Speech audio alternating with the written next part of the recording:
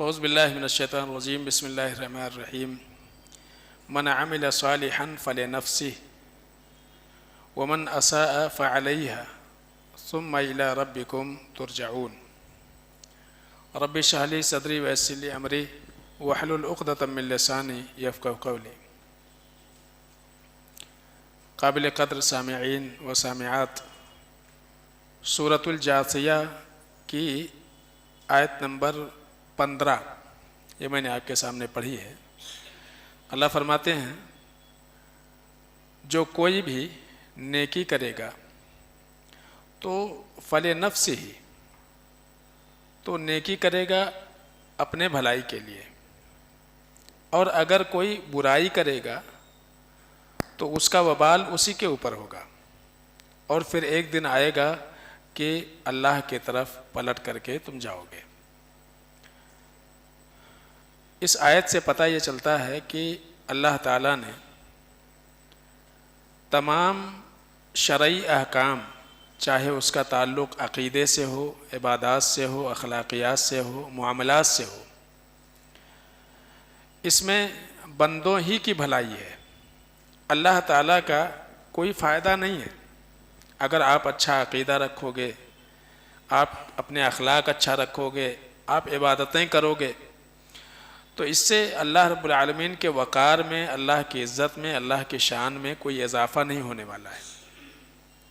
اور اگر پوری دنیا کے لوگ بدعقیدہ بن جائیں اور سارے کے سارے لوگ بد اخلاق ہو جائیں، دین بیزار ہو جائیں، تب بھی اللہ کی شان میں کوئی کمی ہونے والی نہیں ہے۔ تو پورے شرعی احکام جو ہیں یہ اللہ تعالیٰ نے انسان کے اس کے فائدے کے لیے دیے ہوئے ہیں۔ اگر ہم غور کریں گے تو بہت ساری چیزوں کا فائدہ انسان کو اپنی زندگی میں نظر آتا ہے۔ تو اللہ فرماتے ہیں من عمل صالحا فلنفسہ، نیکی کرو گے، اچھا رہو گے، اچھا بن کر کے رہو گے، اچھا انسان بنو گے، اس کا فائدہ تم کو ہوگا۔ اللہ تعالیٰ کو اس سے کوئی فائدہ ہونے والا نہیں ہے۔ تو ہم عمومی طور سے یہ دیکھتے ہیں کہ اللہ تعالیٰ نے چاہے وہ دوا ہو یا غذا ہو، یعنی جو کچھ ہم کھاتے ہیں، ہر چیز کے اثرات ہوتے ہیں۔ زہر ہے، اس کا ایک اثر ہے، کھاؤ گے تو مر جاؤ گے۔ تریاق ہے، یہ کیا ہے؟ زہر کو کاٹنے والی چیز ہے۔ تو جو بھی انسان اس دنیا میں استعمال کرتا ہے، کچھ غذائیں ایسی ہیں اس کو کھاؤ تو آپ کی صحت بنے گی، تندرست رہو گے۔ کچھ چیزیں ایسی ہیں کھائیں گے تو بیمار پڑ جائیں گے۔ تو بتانے مقصود ہے کہ جیسے دنیا میں ہر چیز کا کوئی نہ کوئی اثر ہوتا ہے، جو بھی چیز ہم کھاتے ہیں پیتے ہیں اس کے اپنے اثرات ہوتے ہیں، کم ہو یا زیادہ، فائدے کی شکل میں ہو یا نقصان کی شکل میں ہو، اس کے اپنے اثرات ہوتے ہیں۔ ایسے ہی ہر بات اور ہر عمل جو ہم زبان سے نکالتے ہیں یا اپنے ہاتھ پیر سے جو کچھ ہم کرتے ہیں، ان کے بھی ایسے ہی اثرات ہیں۔ یا تو اللہ تعالیٰ ان باتوں سے خوش ہوگا اور یا تو اللہ تعالیٰ ان باتوں سے ناراض ہوگا۔ آپ دیکھیے کہ اگر آپ کسی کے ساتھ اچھا سلوک کریں، اچھا برتاؤ کریں، ہنس کر کے اس سے بات کریں، مسکرا کر کے ملیں، تو دھیرے دھیرے اس انسان کے دل میں آپ کے تئیں محبت پیدا ہو جائے گی۔ تو آپ کا مسکرا کے ملنا، کسی سے دو باتیں تسلی بھرے کہہ دینا، اس کا فائدہ کس کا ہوا؟ آپ ہی کا ہوا۔ لیکن اس کے برعکس آپ اگر سخت زبان ہو، بد زبان ہو، آپ کے زبان پہ گالی گلوچ ہو، اس سے کیا ہوگا؟ اس سے دشمنی بڑھے گی، آپ کے تئیں لوگوں کے دلوں میں نفرت پیدا ہوگی۔ تو اچھائیاں جو ہے ایک اثر رکھتی ہیں، چاہے وہ زبانی اعتبار سے ہو یا اسی طرح سے انسان کے اپنے اعضاء و جوارح سے ہونے والے اعمال ہوں۔ اگر آپ کسی کو مارنے کو دوڑیں گے بلا وجہ، کسی کو ستائیں گے بلا وجہ، آپ کے دل میں، آپ کے تعلق سے اس کے دل میں نفرت پیدا ہوگی۔ لیکن اگر اس کی غلطیوں کو آپ درگزر کرتے جائیں، اس کو معاف کر دیں، تو آپ کے تئیں اس کے دل میں عزت پیدا ہو جائے گی۔ تو ہر چیز کے اپنے اثرات ہیں، اپنا اثر ہے، لہذا ہم کو ہمیشہ یہ بات یاد رکھنی چاہیے کہ شریعت کی پابندی یہ بوجھ نہیں ہے، اور اس سے اللہ کا کوئی چیز بننے بگڑنے والا نہیں ہے۔ ہم کو اس میں دیکھنا چاہیے کہ ہمارے حق میں اس میں کیا فائدے ہیں۔ اگر آپ غور کریں گے ایک ایک چیز پر تو انشاءاللہ بہت ساری چیزیں آپ کو ایسی نظر آئیں گی کہ اس کی وجہ سے آپ کی زندگی میں بہت ساری تبدیلیاں ہوئی ہیں۔ شیخ صالح العثیمین رحمہ اللہ علیہ وہ کہتے ہیں کہ ایک قابل اعتماد شخص نے ہم کو بتایا، یعنی ابن عثیمین رحمۃ اللہ علیہ وہ کہتے ہیں کہ ایک قابل اعتماد شخص نے ایک واقعہ سنایا تھا۔ اس نے اپنا واقعہ یہ تھا کہ کسی وجہ سے اس شخص نے یہ دیکھا کہ اس کی جو بیوی ہے نا کچھ زیادہ صدقہ و خیرات کر رہی ہے، تو اس سے جو ہے اس کو بڑی تکلیف ہوتی تھی۔ یعنی پتہ چلا کہ اپنا کپڑا یا کرتا ٹنگایا، کوئی دروازے پہ مانگنے آیا تو جیب خالی کر دیتی تھی۔ تو اب اس کو اپنے بیوی کے اس عادت سے بڑی چڑ تھی، اس کو منع کرتا تھا بار بار۔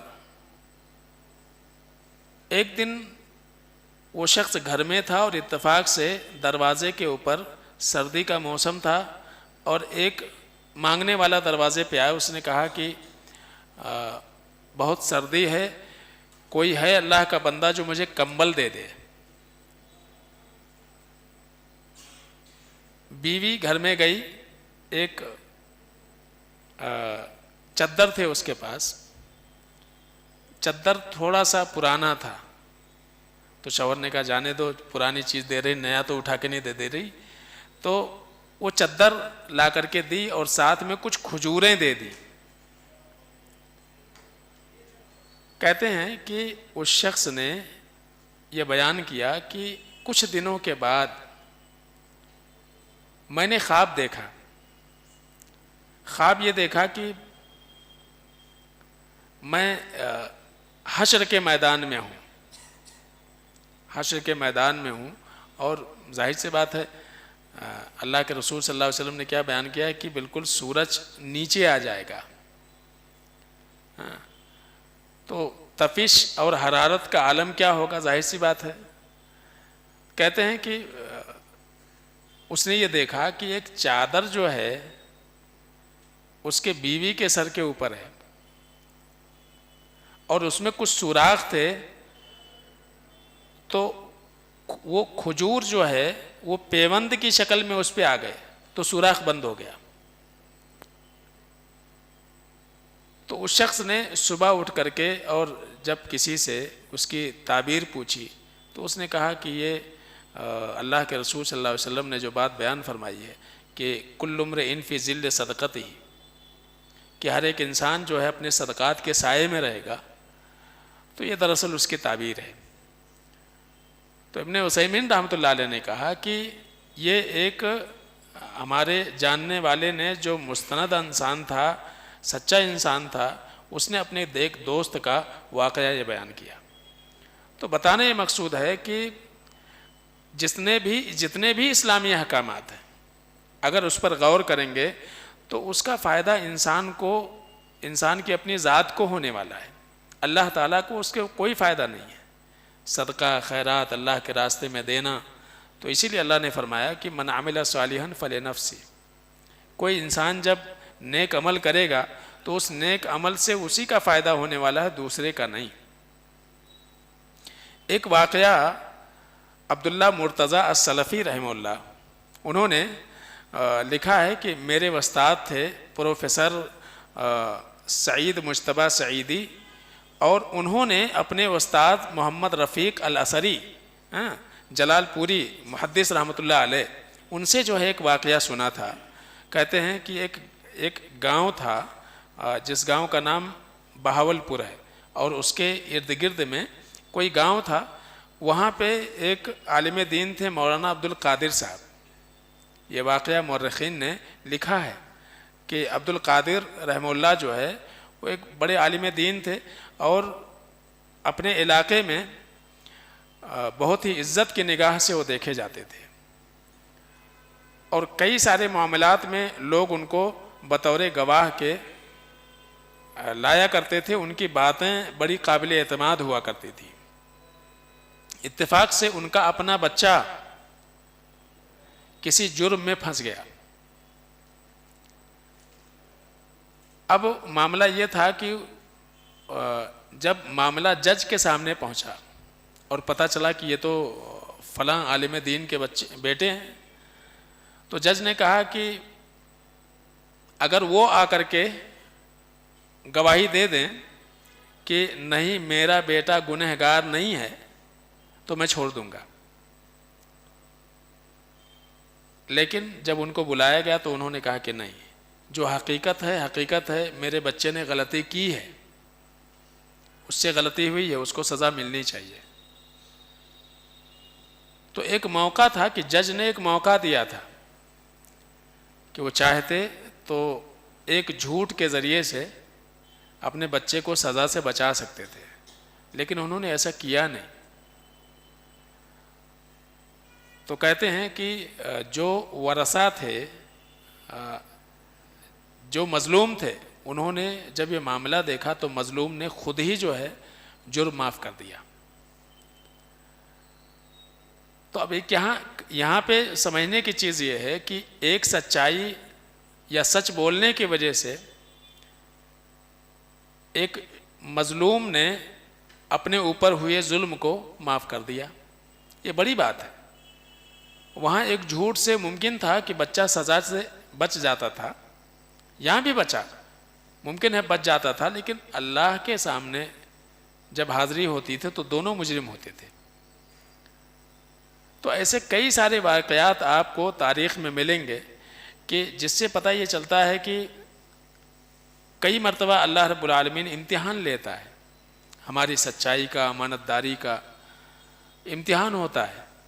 اس موقع پر ایک انسان اگر استقامت کا راستہ اختیار کرے اور اپنے آپ کو جمائے رکھے تو یقیناً اس کا بڑا فائدہ ہوتا ہے۔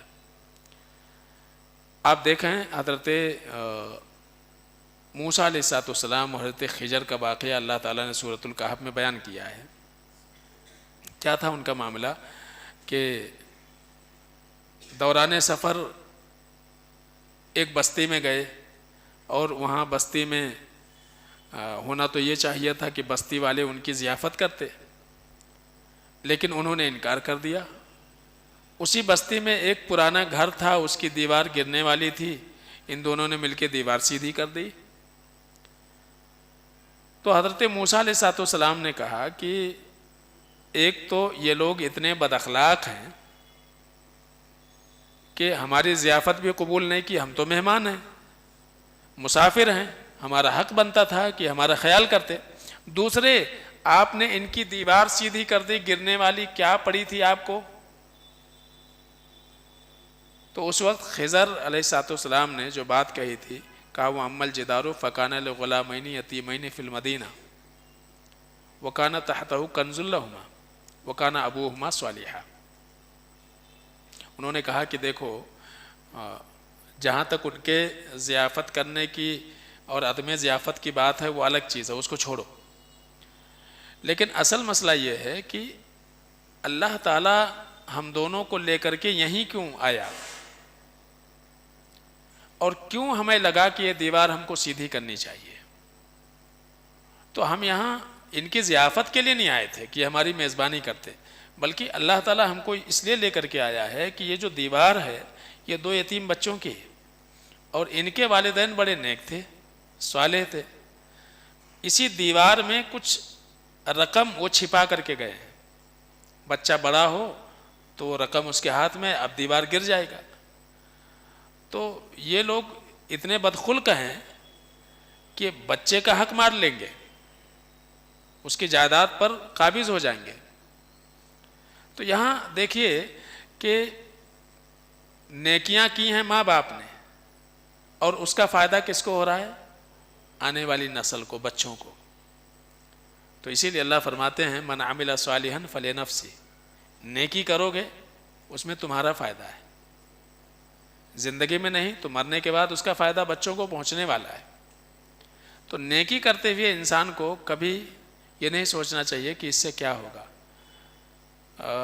ایک اور واقعہ غالباً حضرت سعید بن مسیب رحمہ اللہ، سعید بن مسیب رحمۃ اللہ علیہ نے طلحہ بن عبداللہ بن زید رحمہ اللہ ایک بڑے عالم ہیں، ان کے تعلق سے ایک واقعہ لکھا ہے کہ ایک مرتبہ